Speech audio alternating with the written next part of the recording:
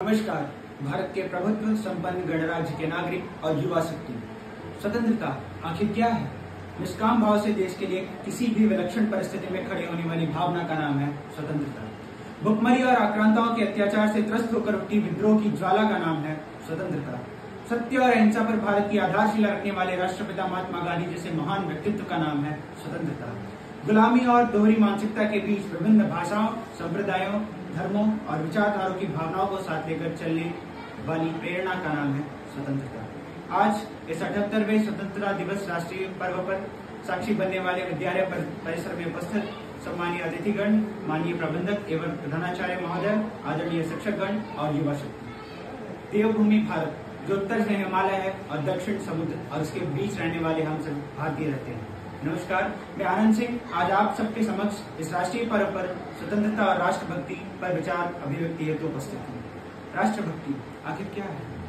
1857 की वो घटना जब मंगल पांडे ने अपनी बटालियन में विद्रोह कर आजादी की नींव रखी, उसे कहते हैं राष्ट्रभक्ति। जब जमशेद जी टाटा ने अपने रोजगार के सृजन हेतु अपनी स्वयं की संपत्ति समर्पित कर देते हैं, उसे कहते हैं राष्ट्रभक्ति। ग्वालियर में 1958 में विद्रोह करने वाली 23 साल की वीरांगना ने जब अंग्रेजों की हुकूमत पर जड़े हिलाने वाली समर्थन का नाम है आज राष्ट्रभक्ति। इस देवभूमि के मूल्य और आदर्शों को सजोकर वसुधैव कुटुंबकम का संकल्प लिए स्वामी विवेकानंद जब भारत के आदर्शों को दुनिया में पहुंचाने का निश्चय करते हैं, उसे कहते हैं राष्ट्रभक्ति।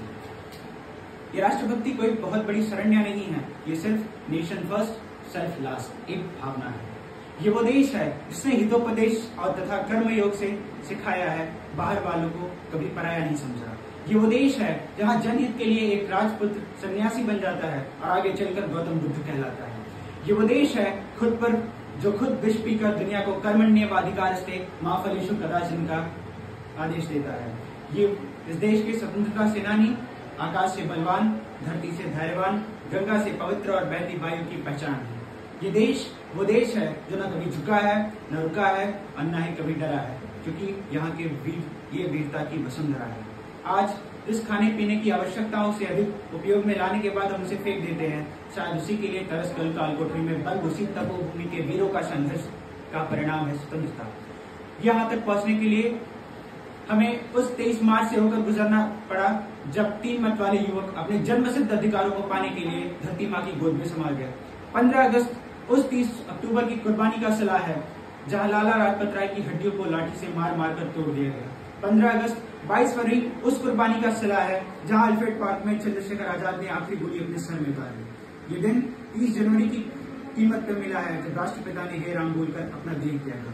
हमारे सीने में इस हवन कुंड की चिंगारी है, डगमगाने और बुझने के दिन गए, अब तो चमकने और दहकने की तैयारी है। विंस्टन चर्चिल हमारे गुलामी के दिनों में वो ब्रिटेन के प्रधानमंत्री हुआ करते थे और उन्होंने कहा कि अगर भारत को हम आजाद कर देंगे तो वो बर्बाद हो जाएगा। ये थॉट उनके ऊपर ही लागू होता है क्योंकि अभी उनकी कंट्री की जीडीपी हमसे पीछे चली गई है, यानी हम उनसे आगे निकल गए। तो हम वेदों पुराणों की बात करते हैं मगर क्वांटम फिजिक्स की जानकारी भी रखते हैं। अगर भरोसा नहीं हो तो डेट चेक कर लेना, हमारी सैटेलाइट की रिमोट सेंसिंग पावर अमेरिका से भी ज्यादा है। अटल बिहारी वाजपेयी ने कहा था, भारत कोई जमीन का टुकड़ा नहीं है, ये जीता जागता राष्ट्र पुरुष है।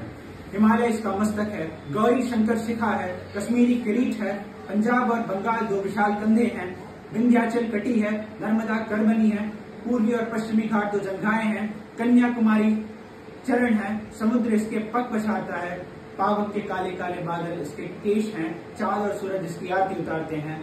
यह वंदन की भूमि है, अभिनंदन की भूमि है, यह अर्पण की भूमि है, यह दर्पण की भूमि है।